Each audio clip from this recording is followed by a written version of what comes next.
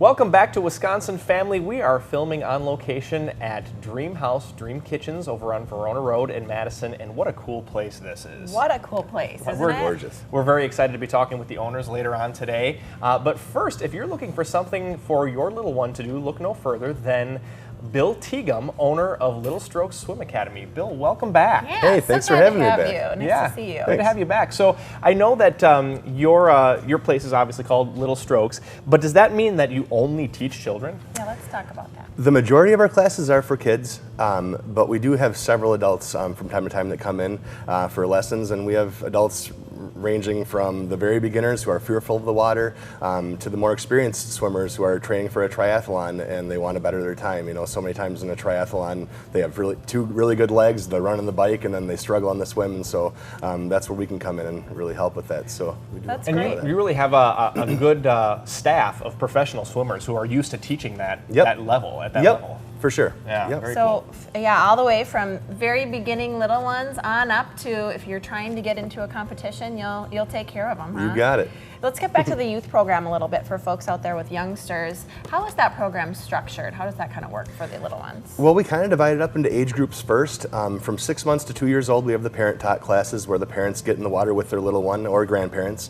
And then we have the 2 to 4 age group and the 5 and up age group, and within those age groups we have beginner and swimmer levels, and we keep it vague for a reason, because we can have 3 kids in a class and of 3 very different ability levels, and our instructors, since they are highly trained and super qualified, they can tailor the lesson to what each one of those kids needs. And so you can have 3 different kids working on 3 different things within the same lesson, and it works because of the small classes and the teachers. And everybody's sort of got their needs and what they excel at and sort of their shortcomings, so it's really nice that you tailor that to each individual rather than just kind of doing a cluster of activities. Yep. And you're really able to do that because you've got such a great student-to-teacher ratio. I mean, it's very, very personalized, very individualized. So that's No, it really helps. And then we have one more level, and that's the stroke development class, which is for swim team members or kids considering swim team, and that's just for further refinement of their strokes, and we do some turn work and underwater work and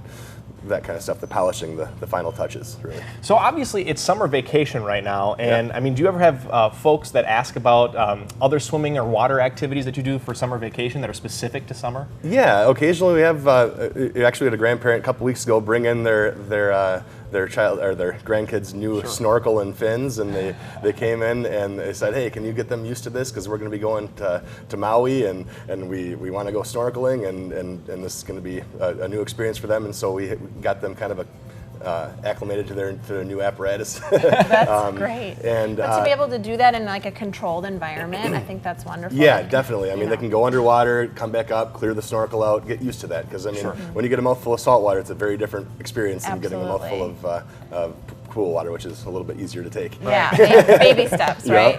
Ease them in. Yep. And then last fall we had something new come up. We had a Daisy Troop approach us, a Girl Scout Daisy Troop, and they came in for a water safety day, and that was awesome. Nice. We actually brought a small boat into the pool. We capsized the boat, had them work as a team to get back onto the boat. And we did some general life-saving skills that they can do without being professional lifesavers yet. And then we also had we also had them do some first aid skills, some splinting and some applying direct pressure to a wound and that kind of stuff. Of course, considering that since they're amateurs at this, they can't get too involved with blood, but we give them. We don't want to have real life demonstrations. Right. Yep. No, that's important. That's a great life skill, and being able to learn some of those skills in the water, because sometimes there could be situations that they might be in down the road where those skills are going to come in handy, and they'll think back to that experience. I think that's great. It was a lot of fun too. It was a blast. Everybody got a lot out of it. A fun way to learn water safety and other things, splinting. Let's talk a little bit about some of your swim sessions. So if folks sign up for the sessions, talk to us a little bit about how they do that and what are the length of the sessions? What does that look like? Yeah, right now we're in our Summer 2 session, which is our second summer session, obviously. And that's a 6-week course. So Summer 1 was 6 weeks. Fall 1 and Fall 2 are both 7-weekers, and then Winter and Spring are both 10-weekers. And we keep these sessions fairly short so that it's not such an overwhelming commitment. I mean, we're not saying you have to sign up for 6 months at a time or something like that, which is kind of overwhelming for some families. So keeping it short and sweet is definitely to our advantage. It keeps it fresh, keeps it exciting for the kids. They're doing something different each time, and it's a lot of fun. Well, I think that's nice for parents to know that, because then they can kind of give it a try, you know, little by little, see how it goes. And speaking of keeping it fresh, you know, oftentimes, you know, when parents and families do have vacations planned, you know, they'll take a break a little bit from lessons. Do you find that kids will forget their skills or will need like a refresher course when they come back? That's a good question. Yeah. With the young ones, retention is an issue.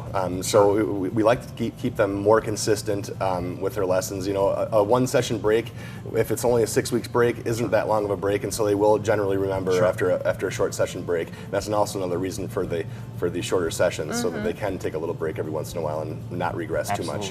With the older swimmers, they can retain it a little bit longer. We have some older swimmers that just come by summertime only, and so they go to the school year at school and doing other activities, and then they come back and do the swim lessons just summers, and they gain from that. And so that's wonderful. I like that you have the shorter sessions. I think that's wonderful. Yeah. That's great. Bill Teagham, owner of Little Strokes Swim Academy, thank you so much for joining us today. Bill. Thank you. Don't go away. When we come back, we'll be talking with Kevin, the owner of Dream House by Dream Kitchens. It's Wisconsin Family on CW57.